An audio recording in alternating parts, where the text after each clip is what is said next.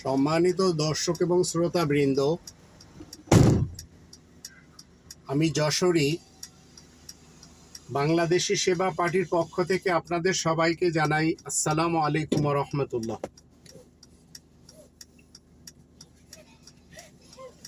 সর্বপ্রথমে আমরা আল্লাহ তাআলাকে ধন্যবাদ জানাই যে আল্লাহ আমাদেরকে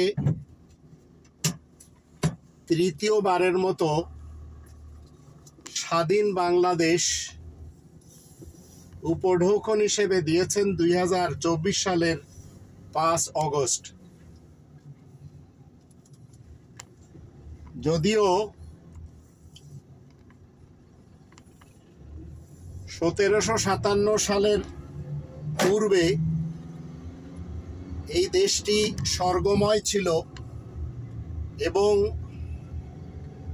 বঙ্গদেশের প্রত্যেকটি বাঙালি, হিন্দু, মুসলমান, বৌদ্ধ, খ্রিস্টান সবাই ছিল কোটিপতি। সকলের ঘরে ছিল কলস ভরা স্বর্ণের টাকা।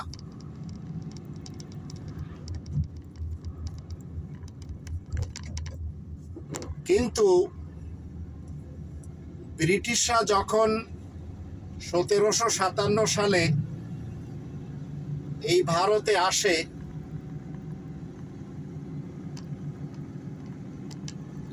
তখন থেকে 200 বছর লেগেছিল তাদেরকে এই দেশ লুটপাট করার ব্যাপারে। তাই তারা 700 জাহাজ ভরে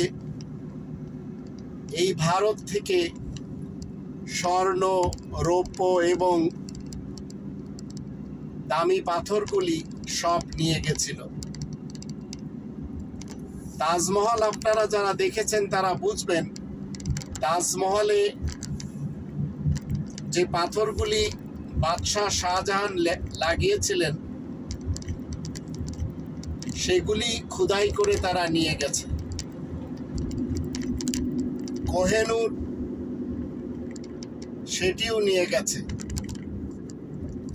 তারপরে 1947-এ আমাদের পূর্বপুরুষরা, তারা যদিও লাল ইংরেজদেরকে ভারত থেকে তাড়িয়েছিল, তাতে কালো ইংরেজরা সেই একই কাজ করে চলেছে 1947 থেকে আজ 2024 সাল। লাল ইংরেজরা নিজেরা সবাই লুটে পুটে নিয়ে গেছিল, আর কালো ইংরেজরা যাদেরকে তারা তৈরি করতে 200 বছর লাগিয়েছিল, সেই জিন্না মার্কা, নেহেরু মার্কা, গান্ধী মার্কা, হিন্দু মুসলমান, এদের পাচাটারা আজ নিজ নিজ দেশ থেকে, পাকিস্তান থেকে, ভারত থেকে, বাংলাদেশ থেকে সেই দুর্নীতির মাধ্যম দিয়ে তারা হরেক রকমের জিনিসপত্র নিজ নিজ দেশ থেকে পাচার করে চলেছে। কেউ টাটকা খাদ্য খাবার, কেউ চাল, কেউ ডাল, আবার কেউ টাকা পয়সা, সবই পাচার করেই চলেছে। অতীতে ছিল কালো ইংরেজ,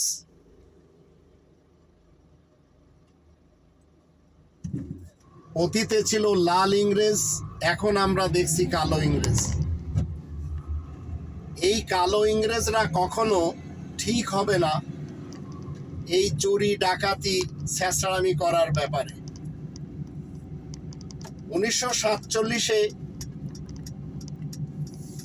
পূর্ব বাংলা বা পূর্ব পাকিস্তান পশ্চিম পাকিস্তানের সাথে মিশে একটি দেশ হলো। কাশ্মীরকে ডিসপিউটেড রাখা হলো লর্ড মাউন্টব্যাটেন এবং অ্যাডভিনার মাধ্যম দিয়ে।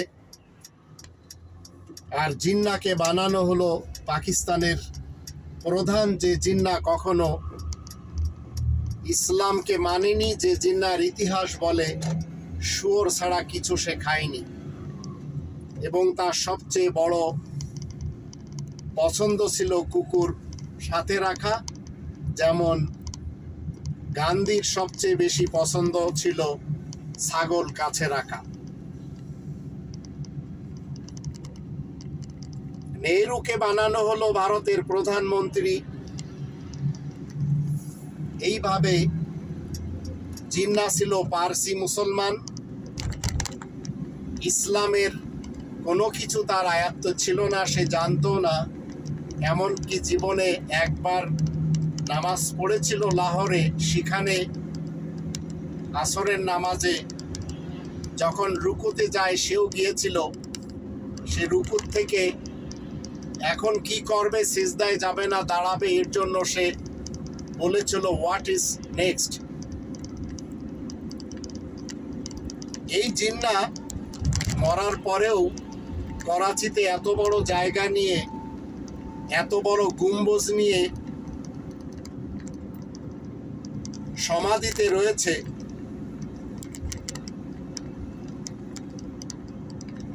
যে জিন্নাকে পূর্ব পাকিস্তানের এবং পশ্চিম পাকিস্তানের লোকেরা বাবায়ে কওম বলতো, জাতির জনক, আর তার বোনকে বলতো মাদারে মিল্লাত, জাতির মাতা। ঠিক যেমন আমাদের দেশের BAL বাল পার্টির, বাংলাদেশ আওয়ামী লীগের শেখ মুজিবকে অনেকে জাতির পিতা এবং তার স্ত্রীকে বঙ্গমাতা, আবার খুনি হাসিনা এবং খুনি খালেদাকে mother of humanity, mother of democracy, এমনকি এক্সেপশনাল খুনি হাসিনাকে কওমি জননীও বলা হয়। আল্লাহ রাব্বুল আলামিন এই দেশটি আমাদেরকে 1947 থেকে 1971 পর্যন্ত যেভাবে দিয়ে রেখেছিলেন, আমরা সবাই জানি পাকিস্তানের উদ্দেশ্য কি। লা ইলাহা ইল্লাল্লাহ। পাকিস্তান কা মতলব কিয়া, লা ইলাহা ইল্লাল্লাহ।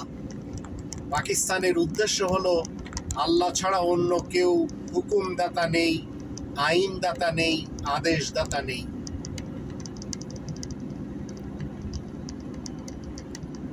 এখন 1947 থেকে 1971 পর্যন্ত এই দুই দেশে যারা লাল ইংরেজদের পা চাটত, সেই কালো ইংরেজরা ইসলামকে ইচ্ছায় কিংবা অনিচ্ছায় প্রতিষ্ঠিত করতে পারেনি।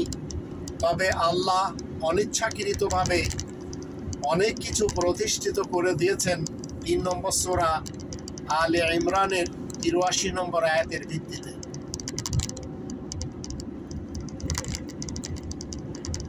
(1947 থেকে 1971 পর্যন্ত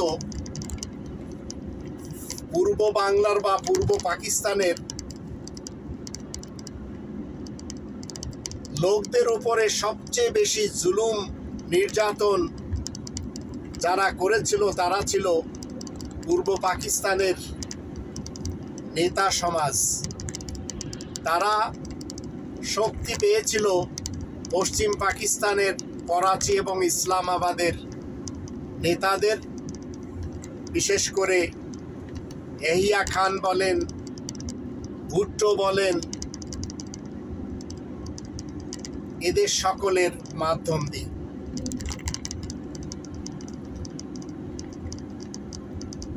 মাঝপথে শ্রীমতী ইন্দিরা, যার বিয়ে হয়েছিল লন্ডনে সেই ফিরোজ খানের সাথে,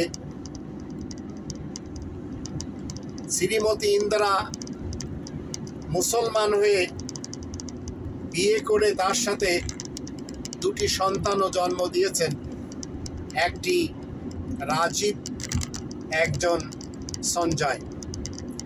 সঞ্জয় অকালে মৃত্যুবরণ করে।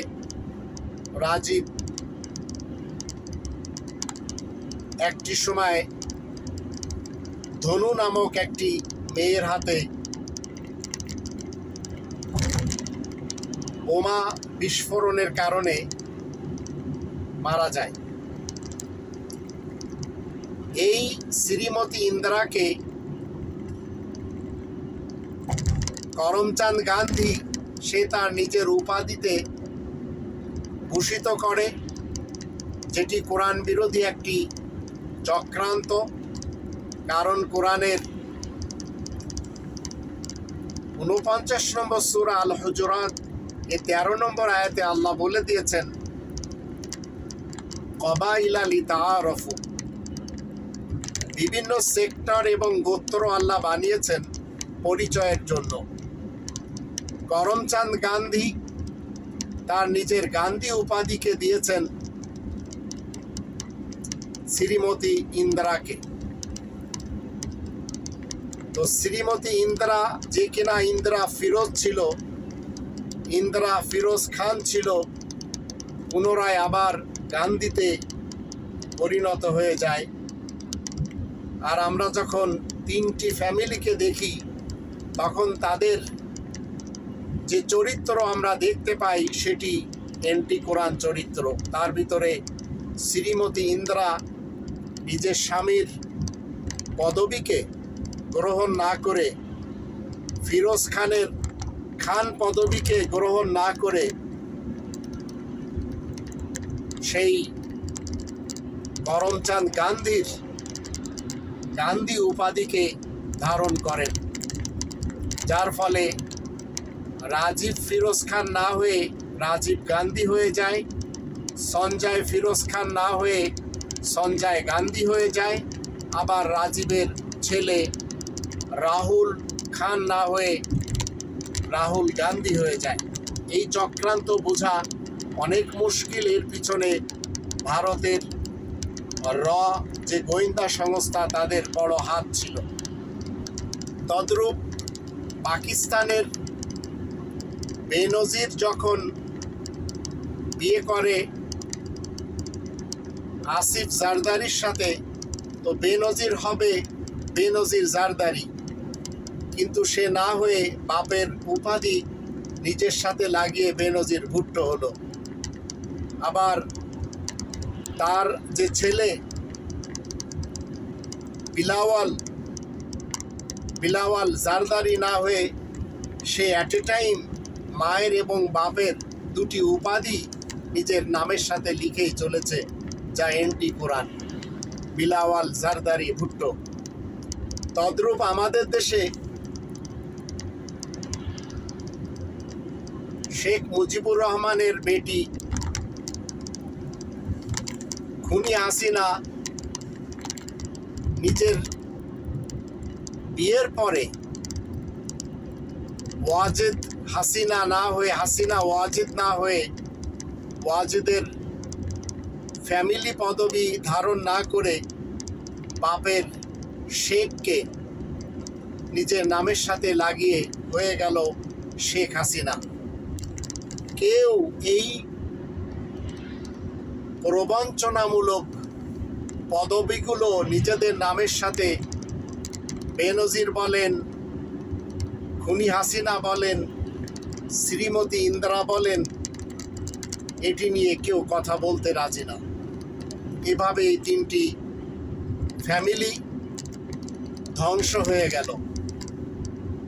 এদের অস্তিত্ব এমনভাবে আল্লাহ মিটিয়ে দিয়েছেন, বেনজির ভুট্টোকে সেই জুলফিকার আলী ভুট্টোর যেখানে ফাঁসি দেওয়া হয়েছিল সেখানেই তাকে গুলি করা হলো। ইন্দিরা গান্ধীকে গুলি করা হলো, তার ছেলে রাজীবকে বোমাতে উড়িয়ে দেওয়া হলো, শেখ মুজিবুর রহমানকে তার বাল পার্টির বাংলাদেশ আওয়ামী লীগের বড় বড় নেতারা মিলে তাকে উড়িয়ে দিল। আর সেই খুনি হাসিনা পলাতক হয়ে এমনভাবে দেশ ছাড়ল যে তার যারা পা চাটত, তাকে যারা তোলমর্দন করত, তারা অনেকে টেরও পায়নি, যেটি নারায়ণগঞ্জের আইবি থেকে আমরা শুনলাম। আবার যে বলেছিল খেলা হবে, সে ঠিকই পালিয়ে গেছে। আবার যে বলেছিল মুজিব কোড পড়লে তো মৃত্যুর ভয় থাকে না, সেই অপদার্থ ব্যারিস্টার সুমন কিনা পালিয়ে গেল। আল্লাহ রাব্বুল আলামিনের অশেষ কৃপা আমাদের উপরে 1971 থেকে 2024 পর্যন্ত আমাদের এই দেশটিকে যারা নিয়ন্ত্রণ করেছিল, খুনি মুজিব বলেন, খুনি জিয়া বলেন, খুনি এরশাদ বলেন, খুনি খালেদা বলেন, খুনি হাসিনা বলেন, এরা সবাই নিজেদের মন গড়া তন্ত্র মন্ত্র এবং ইজমকে সামনে রেখে জাতির সাথে যা করার সেটাই করেছিল। দিল্লির দাসখতের অধীনে সাষ্টাঙ্গ প্রণিপাত করে তারা সেই শ্রীমতী ইন্দিরা গান্ধীকে মেনে এবং ভারতের রয়ের চক্রান্তে বাংলাদেশকে ভারতের পেটে ঢুকিয়ে দিয়েছিল।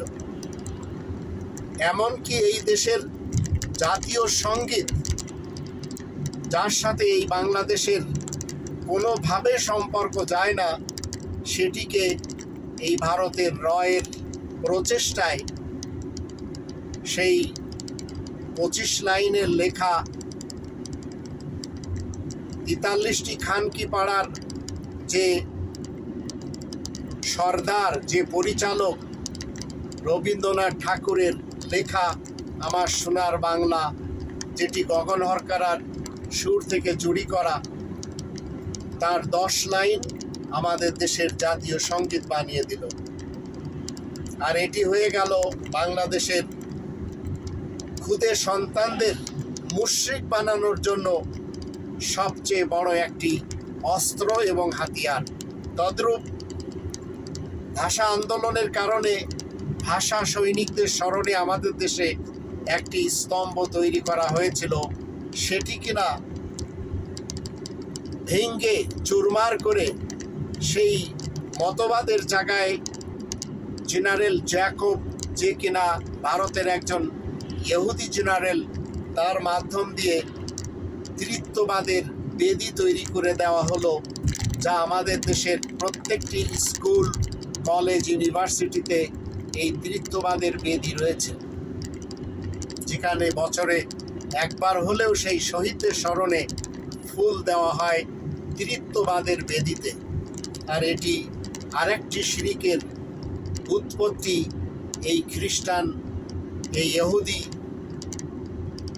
জেনারেল জ্যাকবের পরিকল্পনায় বাস্তবে রূপ দিল ভারতের গোয়েন্দা সংস্থা র।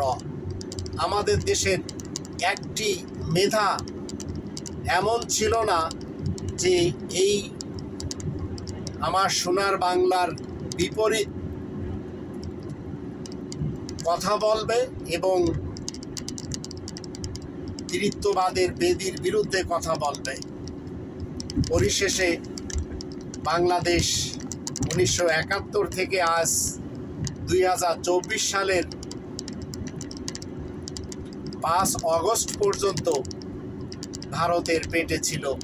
আর এই দেশকে পরিচালনা করার জন্য ভারতের গোয়েন্দা সংস্থা র প্রত্যেকটি ডিপার্টমেন্টে তাদের পাচাসাদের, তাদের তোলমর্দনকারীদের বসিয়ে দেশ পরিচালনা করতে করতে এমন একটি সময় আসলো যে ঢাকা ইউনিভার্সিটির মতো জায়গাতে ভারতের জাতীয় সঙ্গীত গাওয়া হলো, যেখানে বড় বড় দেশদ্রোহীরা অংশগ্রহণ করেছিল।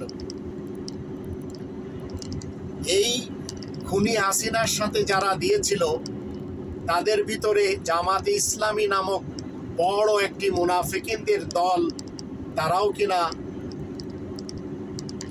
তার সাথে দিয়েছিল। আর এই মুনাফিকিনরা একসময় খুনি খালেদার সাথেও দিয়েছিল, আবার খুনি এরশাদের সাথেও। এখন তারা অনেক বড় সাধু সেজেছে। 1971-এর ভূমিকা আমরা সবাই জানি, যেটি নিয়ে ডাক্তার শফিকুর রহমান কথাই বলতে চাচ্ছেন না। কোনো সমস্যা নেই। এখন তিনি মনে করছেন এককভাবে 300 আসন থেকে পাশ হয়ে তিনি সংসদে বসবেন এবং দেশের মানুষের মুখে দাড়ি রাখাবেন ইসলামের নামে, যার কোনো নির্দেশ কোরআনের মোহাম্মদুর রসুল্লাহ ওয়া খাতামান নাবিয়িন দ্বারা সত্যায়িত নেই। তিনি মাথায় টুপি পরাবেন সবাইকে, যার জন্য কোরআনের কোনো নির্দেশ নেই।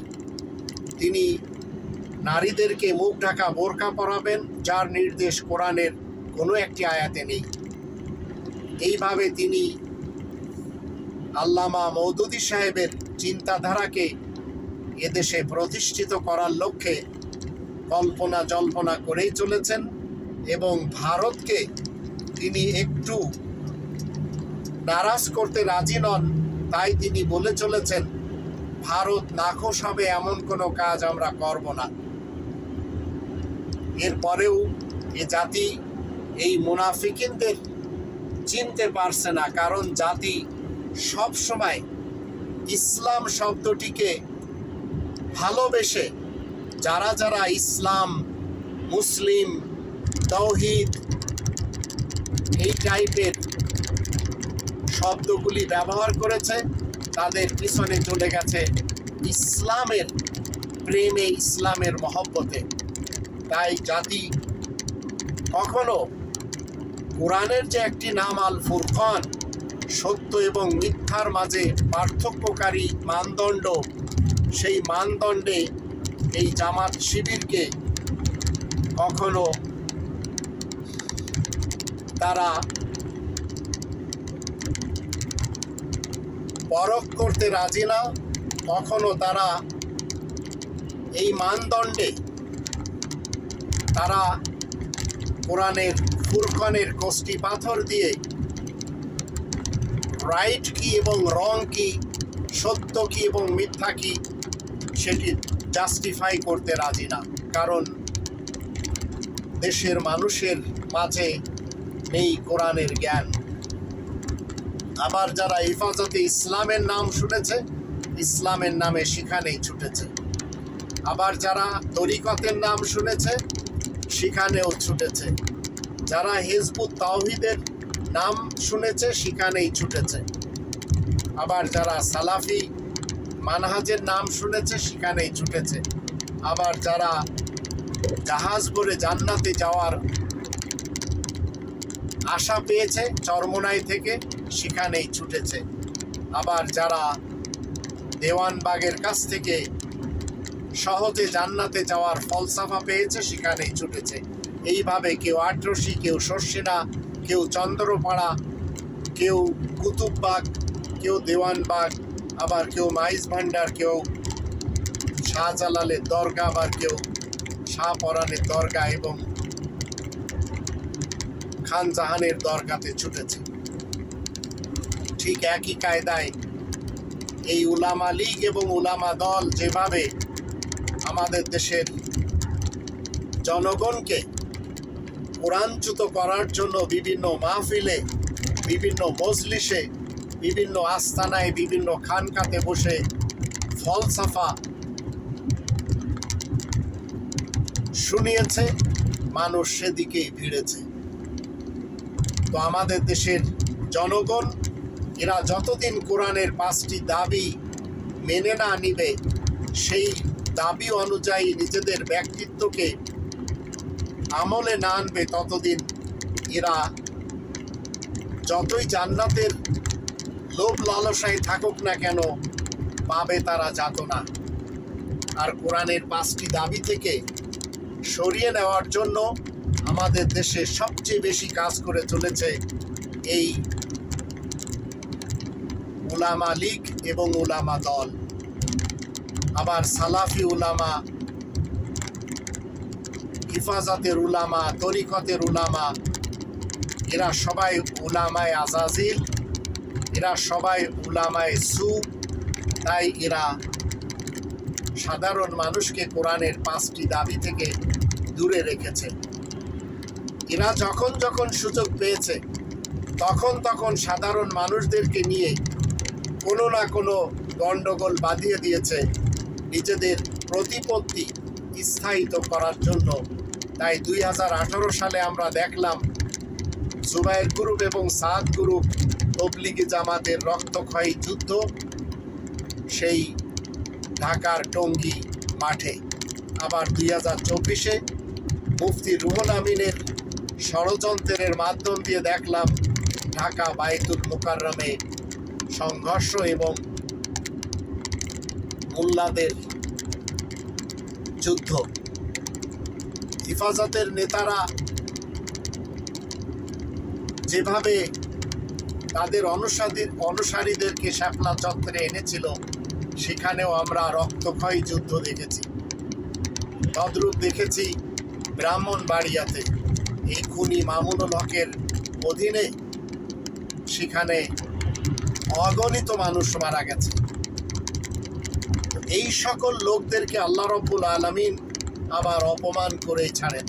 যেমন মুফতি রুহুল আমিন এই ঢাকা বাইতুল মুকাররমের ক্ষতি বয়ে এখন যে লাঞ্ছিত, অপমানিত এবং বঞ্চিত হলেন, এরপরেও যদি তিনি মনে করেন সঠিক পথে আছেন, তাহলে বুঝতে হবে এদের হৃদয়ে খতামাল্লাহু আলা কুলুবিহিম, আল্লাহ তাআলার পক্ষ থেকে তালা লাগিয়ে দেওয়া হয়েছে।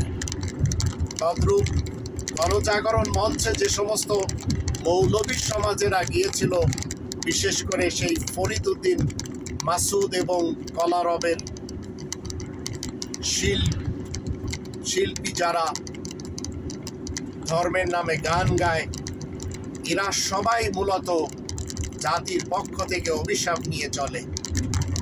এই মামুনুল হককে আল্লাহ রাব্বুল আলামিন সোনারগাঁ রিসোর্টে নিয়ে সেখানে অপমান করলেন। আবার তার ইতিহাস সেই সিরাজগঞ্জের মাদ্রাসা থেকে যেভাবে বিতাড়িত করা হয়, যে কারণে বিতাড়িত করা হয়, সেটিও আমাদের অনেকেই জানে। আবার ধর্মজীবী বক্তা হুজুরেরা যেভাবে আমাদের দেশে মানুষকে ধর্মের নামে একত্রিত করে লক্ষ লক্ষ কোটি কোটি টাকা আত্মসাৎ করেছে, খয়রাত করে মানুষের পকেট থেকে পকেট মেরেছে, সেই মিজানুর রহমান আজহারি তাকেও বিতাড়িত করা হয়েছে। আবার দেশের সেই মাদানি বেটে হুজুর, আবার মুফতি আমির হামজা জামাতের প্রোডাক্ট, আরও অনেকে, তাদেরকে জেল দেওয়া হয়েছে। ঠিক একই কায়দায় এই ধর্মজীবী আগুনখোর বক্তাদের আমরা দেখতে পাচ্ছি, এরা যখন কোনো ওয়াজ মাহফিলের স্টেজে এসে মাইক হাতে নিয়ে কথা বলেছে, অনেকেই অপমানিত হয়েছে। এই খুনি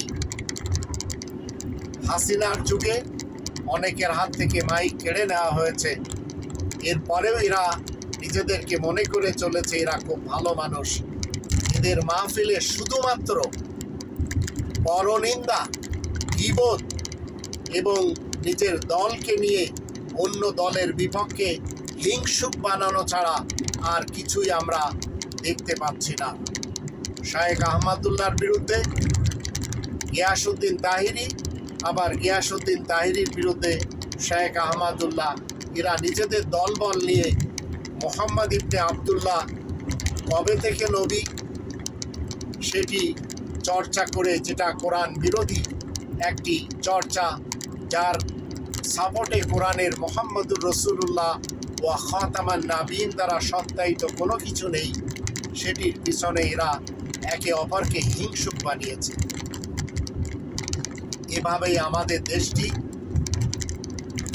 কেউ খানকা তৈরি করেছে, কেউ আস্তানা তৈরি করেছে, কেউ ধর্মের খোয়ার মাদ্রাসা তৈরি করে সেখানে ছোট ছোট বাচ্চাদেরকে কুকর্ম করার জন্য তাদের কারোর পাছা মারা হচ্ছে, বলাৎকার করা হচ্ছে, আবার খুদে কন্যা শিশুদের সাথে ধর্ষণ করে অনেকের তো মেরে ফেলে দেওয়া হয়েছে। এই হচ্ছে আমাদের জাতির যারা বড় বড় মৌলবী, বড় বড় আল্লামা, এই আজহারি, মাদানি, কাসমি, এই তাহিরি, এই আফসারি, এদের সকলের ইতিহাস যদি আমরা দেখি এইভাবেই দেখতে পাই। আর এরা কোরআনের 5টি দাবি থেকে জাতিকে এমনভাবে সরিয়ে নিয়েছে যে জাতি জানেই না যে আল্লাহ আজ 2024 সাল, পৃথিবীতে 900 কোটি মানুষ, সকলের উপরে আজ যেমন কোরআনের 5টি দাবি রয়েছে, গতকালও ঠিক একই কায়দায় ছিল, গত পরশু দিনও ছিল। এইভাবে দুনিয়ার প্রথম দিন থেকে এই কোরআনের 5টি দাবি সকলের উপরে আল্লাহ তাআলার পক্ষ থেকে রাখা হয়েছে। তার ভিতরে 1 নম্বর দাবি হচ্ছে কোরআনকে শতভাগ বিশ্বাস করতে হবে। 2 নম্বর দাবি হচ্ছে কোরআনের ভাষায় কোরআনকে শিখতে হবে। 3 নম্বর দাবি হচ্ছে মাতৃভাষায় কোরআনকে জানতে হবে। 4 নম্বর দাবি হলো কোরআন মতে জীবন কাটাতে হবে। আর 5 নম্বর দাবি হলো কোরআনের তাবলীগ করতে হবে। এই 5টি দাবি যারা পূরণ করতে পারবে না তারা কেউ চলমান মুহাম্মদ রাসূল এই উপাধি ধারণ করতে পারবে না। তবে তারা মুহাম্মদুর রাসূলুল্লাহ আয়াত প্রচারের কারণে প্রশংসিত আল্লাহ তাআলার বার্তাবাহকের সঙ্গী সাথী হতে পারবে। কিন্তু এই দাবিগুলিকে উপেক্ষা করে, এই দাবিগুলিকে একপাশে রেখে যদি আমরা বিভিন্ন তন্ত্র মন্ত্র এবং ইজমকে মেনে চলি, তাহলে মনে রাখবেন আল্লাহ তাআলার করুণা থেকে আমাদেরকে তাড়িয়ে দেওয়া হবে। তাই 43 নম্বর সূরা আজ-জুখরুফের 36-37 আয়াত দুটিতে বলা হচ্ছে, যে ব্যক্তি আমার কোরআন এড়িয়ে যাবে, ওয়ামান আ'রাদা আন যিকরি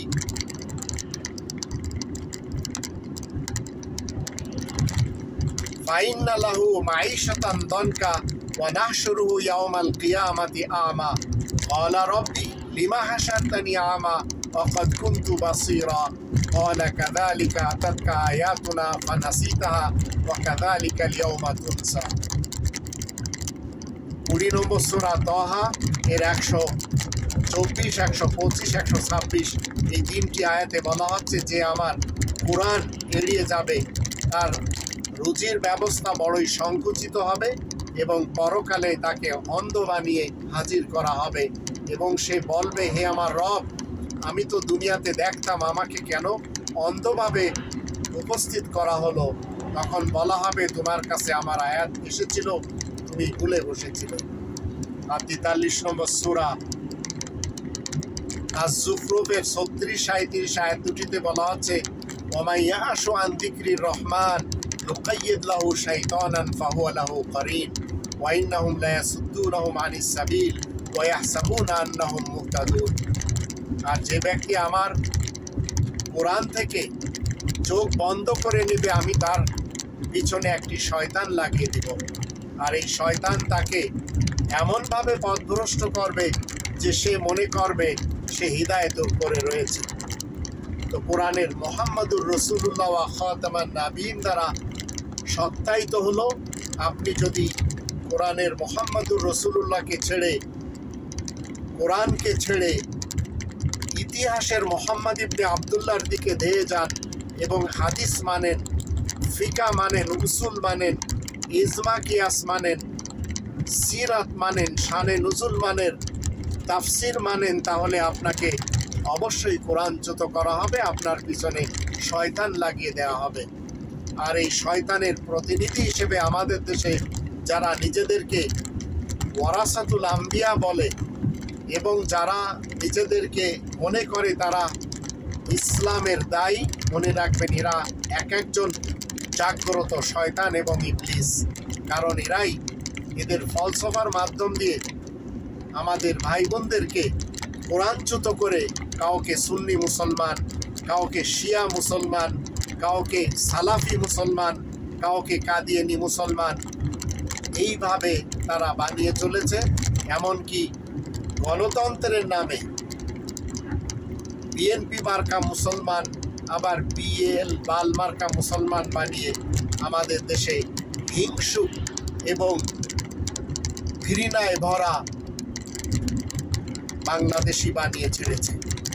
এখন সময় এসেছে নতুন বাংলাদেশকে আমরা কিভাবে সামনের দিকে নিয়ে যাব, সেজন্য আমাদেরকে অবশ্যই ডক্টর মোহাম্মদ ইউনূস, যিনি আমাদের দেশ পরিচালনা করে চলেছেন, আমাদের সকলের শ্রদ্ধেয় ভাজন, আমাদের সকলের মাথার মুকুট, যিনি বিশ্ব শান্তিতে নোবেল প্রাইজ পেয়েছেন। বিশ্ব শান্তি মানে আল্লাহ তাআলার এই জগতের ইসলামের জন্য নোবেল বিজয়ী হয়েছেন। যদিও তারিক মনোহর সাহেব বলেছেন যারা এ যাবৎ নোবেল প্রাইজ পেয়েছে তারা সবাই ইসলামের বড় বড় শত্রু। তো তিনি যদি ইসলামের শত্রু হয়ে থাকেন, তাহলে আজ আমাদের দেশে বড় বড় ক্রিমিনালদেরকে ধরে কিভাবে বিচারের কাঠগড়ায় আনছেন। এটি এই রকেট হুজুরের কাছে আমি বাংলাদেশি সেবা পার্টির একজন সেবক হয়ে জিজ্ঞাসা করতে চাই। আবার যারা মনে করে চলেছেন তিনি গ্রামীণ ব্যাংকের একজন বড় সুদের কারিগর এবং সুদদাতা, যেমন ইনায়েতুল্লাহ আব্বাসী বলেছেন, যেমন মামুনুল হক বলেছেন, যেমন আব্দুর রাজ্জাক বিন ইউসুফ বলেছেন, যেমন চরমনায়ের ফয়জুল করিম বলেছেন, তাহলে এদের সকলের কাছে আমি জিজ্ঞাসা করতে চাই, আপনারা এই সুদ শব্দটি কোত্থেকে আনলেন? এটি তো বাংলা ভাষার কোনো শব্দ না। আর এটি কোরআনের রিবা যে শব্দটি, তার বাংলাতে অনুবাদ করলেও তো সুদ শব্দটি আসে না। তাহলে আপনারা সবাই যে রিবাখোর, সেটি কি আপনারা জানেন? রিবা, যার বাংলা অর্থ হলো অবৈধভাবে মাল দৌলত জমা করা। আর আপনারাই জনগণের কাছ থেকে অবৈধভাবে মাল দৌলত আত্মসাৎ করেই চলেছেন, তাও ইসলামের নাম নিয়ে, ইসলামের দোহাই দিয়ে।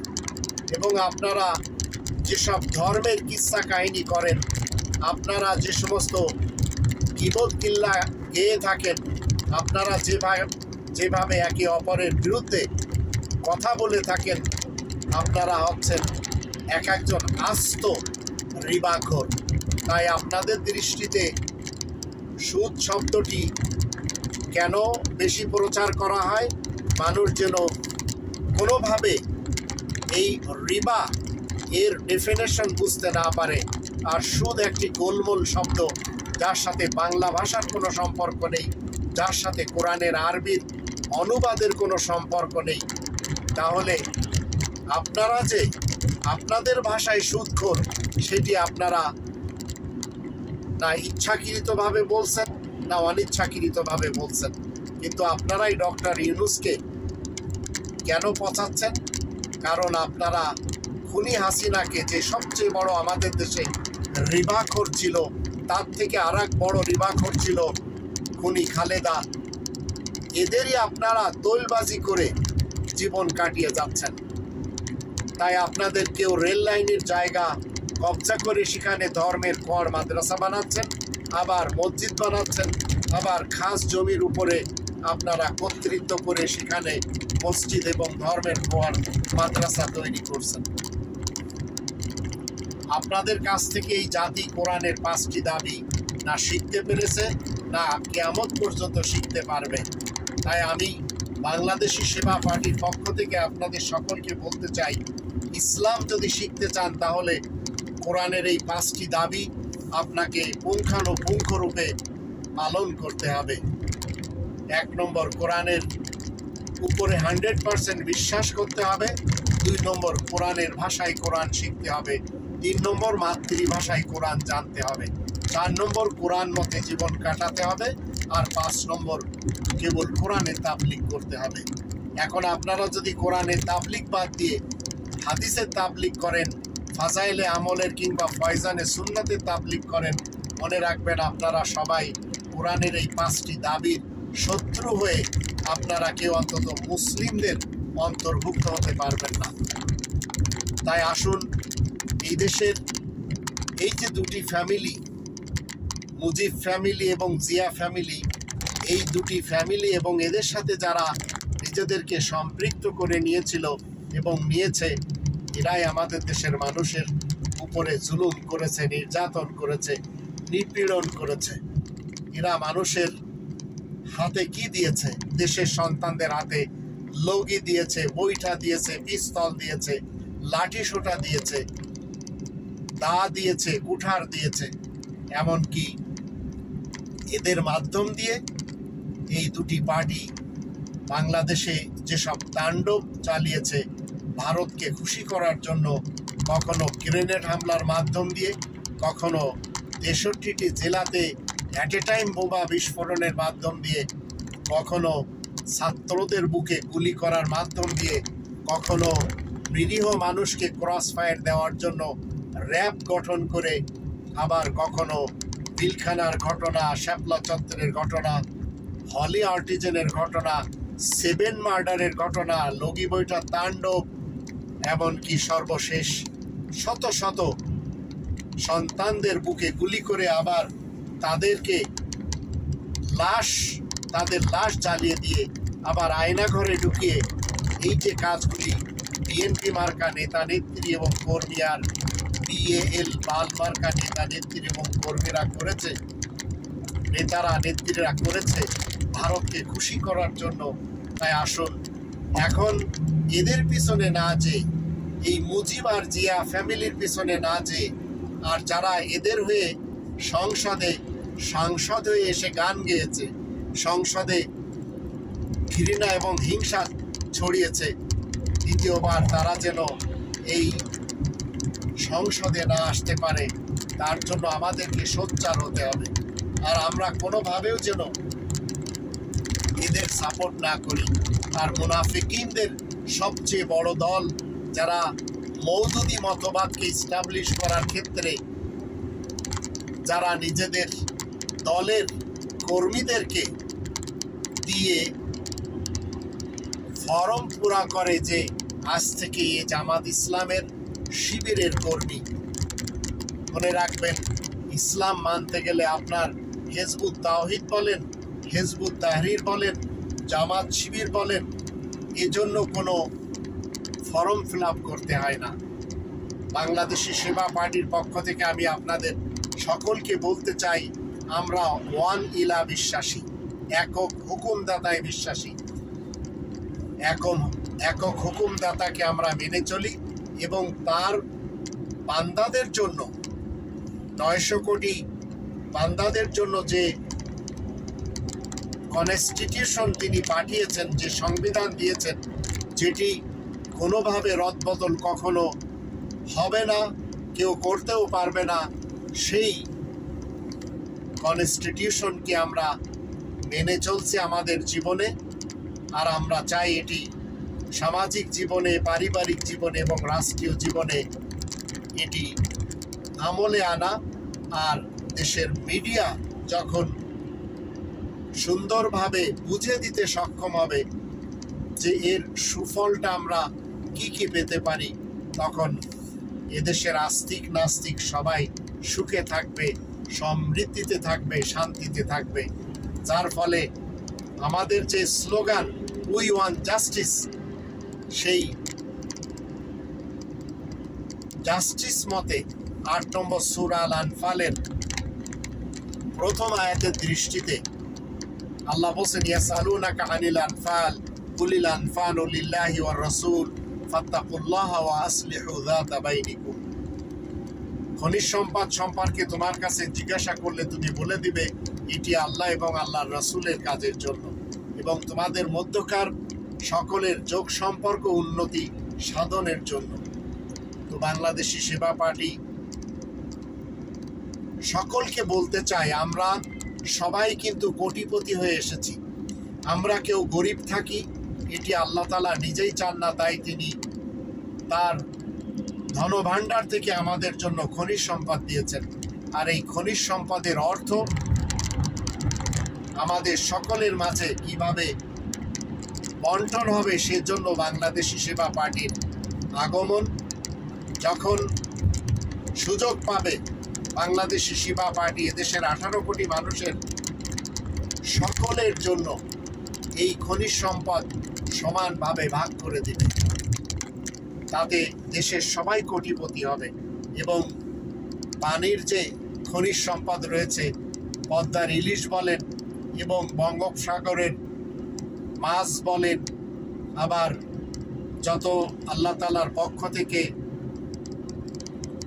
অন্যান্য সামগ্রী বলেন, এগুলি সব উত্তোলন করে দেশের জনগণের দাঁড় করানোর পিছনে খরচ করতে হবে। আবার দেশের সবাই যেন একেবারে ন্যূনতম পয়সায় ইলিশ কিনে খেতে পারে, আবার সবাই যেন গ্যাস সুন্দরভাবে পেতে পারে, যাদের কয়লার দরকার তারা যেন কয়লা পেতে পারে, অন্যথায় যাদের টাকার দরকার তারা যেন টাকা পেতে পারে। এর জন্য খনিজ সম্পদ আল্লাহ দিয়ে রেখেছেন। আমাদের দেশে যেভাবে রয়েছে, ভারতেও সেই 130 কোটি মানুষের জন্য খনিজ সম্পদ রয়েছে। পাকিস্তানে তো সবচেয়ে বেশি খনিজ সম্পদ রয়েছে। কিন্তু এই দেশগুলিতে ভালো নেতা এবং নেত্রী না থাকার কারণে, যারা বন্টনের ব্যবস্থাকে মানে না, এমন নেতা নেত্রী না থাকার কারণে সবাই ভুকা মরছে এবং সবাই আতঙ্কে নিজেদের জীবন কাটিয়ে দিচ্ছে। অথচ 1971 সালে আমাদের দেশ যেভাবে স্বাধীন হয়েছিল, সেইভাবে কাতারও স্বাধীন হয়েছিল। কাতারের খনিজ সম্পদের অর্থ যখন সে দেশের জনগণ পায়, তখন কাতার হয় পৃথিবীর শীর্ষ ধনীদের একটি দেশ।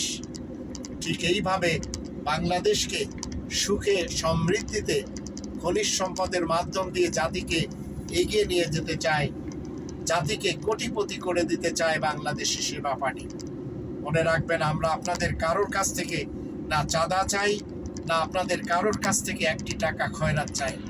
আমরা এই সুযোগ পেলে যখন খনিজ সম্পদ সবার মাঝে বন্টন হবে, আমরাও পাবো। তাই আসুন আমরা সবাই মিলে চেষ্টা করি বাংলাদেশি সেবা পার্টিকে আগের দিকে বাড়াতে। যদিও আমরা এই মুহূর্তে এই মান্যবর নোবেল বিজয়ী প্রফেসর ডক্টর মোহাম্মদ ইউনূসের সঙ্গে দিচ্ছি, কারণ তিনি যেসব কথাগুলি আমাদের সামনে রেখেছেন সেগুলি সবই কোরআন সম্মত। তাই তিনি যদি আমলে আনতে পারেন, তার সাথে দিতে আমাদের কোনো সমস্যা নেই। যদিও তাকে অনেকে শ্রদ্ধা করতে, অনেকে তাকে মেনে চলতে রাজি না, বরঞ্চ সেই ইশাকের মতো, সেই সাদেক হোসেন খোকার ছেলের মতো বেয়াদব আমাদের দেশে রয়েছে। আবার ফখরুল ইসলাম আলমগীরের মতো লোক রয়েছে, যার সহ্য হচ্ছে না তাড়াতাড়ি ইলেকশন তিনি চাচ্ছেন এবং মনে করছেন ইলেকশন দিলেই তিনি ক্ষমতায় বসে যাবেন এবং সেই চোরকে, সেই খুনিকে লন্ডন থেকে এনে লাল গালিচা দেবেন। ঠিক একই কায়দায় চোর পুত্র আন্দালিব রহমান পার্থও ডক্টর মোহাম্মদ ইউনূসের কখনো পক্ষে কথা বলছেন, আবার কখনো বোল পাল্টিয়ে দিচ্ছেন। আবার ময়লা রনিও একই কাজ করে চলেছেন। ঠিক এইভাবে বিকাশ নূরও তার বোল পাল্টাচ্ছে। রেজা কিবরিয়াও সেই একই কথা বলে চলেছে। আবার সেই বঙ্গবীর কাদের সিদ্দিকী, তিনিও কিনা তার নিজস্ব মতবাদ ইস্টাবলিশ করার ক্ষেত্রে কথা বলে চলেছেন। সুহেল তাজও সেই একই কাজ করে চলেছেন। এইভাবে আমাদের দেশে যারা ভারতের রয়ের বড় বড় এজেন্ট, তারা তাদের এইভাবে মুখ খুলছেন আর এমনভাবে কথা বলছেন, মনে হয় এদের হাতে দেশ দিলে হয়তো দেশ স্বর্গময় হবে। মূলত কোনোদিন যাতনা থেকে জাতি বাঁচতে পারবে না। আর হোক সে মামুনুল হকের মতো নেতা, হোক সে চরমুনায়ের ফয়জুল করিমের মতো নেতা, হোক সে আটরশির পীরের মতো নেতা, মনে রাখবেন এরা সবাই ওপারের গুণ গায়। এমনকি ডাক্তার শফিকুর রহমান, যিনি কিনা জামাতের এই মুহূর্তে আমির, এই মুনাফিকিনদের সর্দার, যাকে খাস আল্লাহর ওলি হিসেবে আখ্যায়িত দিচ্ছেন জামাতের আর এক প্রোডাক্ট মুফতি আমির হামজা। মনে রাখবেন, আপনি আর আমি যদি পরকাল বিশ্বাসী হই, তাহলে ইসলাম যদি আপনি আমি শিখতে চাই, ইসলাম কমপ্লিটলি রয়েছে কোরআনের 114টি সূরার 6348টি আয়াতের ভিতরে। এর বাহিরে কোনো মুরব্বী, কোনো রাব্বি, কোনো ফাদার, কোনো ব্রাহ্মণ, কোনো ভিক্ষুক, কোনো মোল্লা, কোনো পীর, কোনো স্পিকার এরা ইসলাম শেখাতে পারে না। এরা কেবল এদের নিজস্ব তন্ত্র মন্ত্র এবং ইজম শিক্ষা দিতে পারে। আর যারা পলিটিশিয়ান রয়েছে, এরা দুর্নীতিতে চ্যাম্পিয়ন। এখন আপনাদের চিন্তা করতে হবে, আপনারা যে নতুন পার্টির জন্য অপেক্ষায় ছিলেন, সেই পার্টি যদি আপনারা দেখেন বাংলাদেশি সেবা পার্টি, কথা এবং কাজে এদের মিল রয়েছে, তাহলে আপনারা আমাদের এই প্ল্যাটফর্মে আসতে পারেন। আমরা মূলত উই ওয়ান জাস্টিস এই স্লোগানে বিশ্বাসী, এবং অন ইলা হচ্ছে আমাদের লোগো, আর কনস্টিটিউশন হচ্ছে যেটি কখনো পরিবর্তন হবার নয়। সেই রব্বানি কনস্টিটিউশন মেনে আমরা আমাদের নিজেদের জীবনকে পরিচালনা করি, এবং সমাজ এবং রাষ্ট্র এইভাবেই পরিচালনা হবে, এটিই আমরা বিশ্বাসী। আল্লাহ আমাদের সবাইকে রব্বানি কনস্টিটিউশনের অধীনে এসে রাজতন্ত্র, সমাজতন্ত্র, মূল্যতন্ত্র এবং গণতন্ত্রকে এক পাশে রেখে জীবন কাটানোর তৌফিক দান করুন। অন্যথায় মনে রাখবেন, আমরা যে দেশটি আল্লাহ তাআলার পক্ষ থেকে তৃতীয়বারের মতো পেয়েছি, এই দেশে যদি আবার আপনারা খুনি হাসিনার প্ল্যাটফর্ম থেকে কাউকে আনেন, খুনি খালেদার প্ল্যাটফর্ম থেকে কাউকে আনেন, তাহলে আল্লাহ তাআলার গজব এমনভাবে নাজিল হবে, যা বিগত 53 বছর ধরে আমাদের উপরে আল্লাহ তাআলার পক্ষ থেকে ক্রোধ এবং লানত আর গজব এসেছিল। তাই আসুন আমরা সবাই একযোগে রব্বানি কনস্টিটিউশনের শিবিরের তলে এসে, শামিয়ানার তলে এসে, এই ছায়াতে এসে এই স্লোগান দিই, উই ওয়ান জাস্টিস, এবং ওয়াইলাহুকুম ইলাহুন ওয়াহিদ লা ইলাহা ইল্লা হুয়ার রহমানুর রহিম। ইলাহে ওয়াহিদকে মেনে আমরা জীবন কাটাই, এবং ইলাহে ওয়াহিদের পাঠানো সংবিধানকে আমরা নিজেদের সংবিধান হিসাবে মেনে চলি। মনে রাখবেন, এই সংবিধান এমন একটি সংবিধান, যে সংবিধান আজকের পৃথিবীতে 900 কোটি লোকেরা মেনে চললে তারা সুফল পাবে। যদিও 3 নম্বর সূরা আলে ইমরান এর 83 নম্বর আয়াত মতে পৃথিবীতে যেখানে আমরা শান্তি নামক কোনো কিছু দেখতে পাচ্ছি, মনে রাখবেন সেটিই হচ্ছে কোরআনের ইসলাম। আর এটি ইউরোপে বলেন, আমেরিকাতে বলেন, অস্ট্রেলিয়াতে বলেন, কানাডাতে বলেন, নিউজিল্যান্ডে বলেন, সিঙ্গাপুরে বলেন, মালয়েশিয়াতে বলেন, বা অন্যান্য দেশগুলিতে যদি আমরা দেখি, চায়না, জাপান, কোরিয়া এবং আরবের বিভিন্ন দেশ, আফ্রিকার বিভিন্ন দেশ, যেখানেই আমরা শান্তি দেখতে পাই, মনে রাখবেন সেটিকেই কোরআনের ভাষায় বলা হয় ইসলাম। আর এই ইসলাম যেখানে কায়েম রয়েছে, মনে রাখবেন ইচ্ছায় কিংবা অনিচ্ছায়, ইচ্ছায় যারা কায়েম করতে পেরেছে তারা মুসলিম, আর অনিচ্ছায় যারা কায়েম করে শান্তি পাচ্ছে তারা নন মুসলিম। এখন আপনাদের চিন্তা করতে হবে, আপনারা মুসলিম হয়ে এই ভূখণ্ডে রব্বানি কনস্টিটিউশন কায়েম করবেন, না শয়তানিক কনস্টিটিউশন কায়েম করবেন, যে শয়তানিক কনস্টিটিউশনের কারণে ইবলিস এবং শয়তান নেতা নেত্রীরা এই তাগুতকে সামনে রেখে 53 বছর ধরে আমাদেরকে ভারতের পেটে ঢুকিয়ে দিয়ে আমাদের নিজেদের মধ্যে মারামারি, হানাহানি, দলাদলি, কামড়াকামড়ি এবং হিংসুক আর ঘৃণায় ভরা বানিয়ে দিয়েছিল। এখন আসুন ডক্টর মোহাম্মদ ইউনুস, ইনি একজন অতি শিক্ষিত ব্যক্তি। ইনার তত্ত্বাবধানে আমরা রব্বানি কনস্টিটিউশনের চশমা পরে দেখি যতটুকু উনি আমাদেরকে সুসম্মানের সাথে এগিয়ে নিয়ে যাবেন আমরা তার সাথে দেব। আর যদি রব্বানি কনস্টিটিউশনের বিপরীত কোনো কর্মকাণ্ড তিনি করতে চান তখন আমরা ওনার বিরুদ্ধেও সোচ্চার হব। আল্লাহ আমাদের সেই তৌফিক দান করুন, আমরা কোনোভাবেও যেন এই দেশে আল্লাহ তাআলার বিরুদ্ধে যারা দাঁড় হয়েছে সেই সমাজকে সাপোর্ট না করি। আল্লাহ আমাদের সবারই সহায় হন। ওমা আলাইনা ইল্লাল বালাগুল।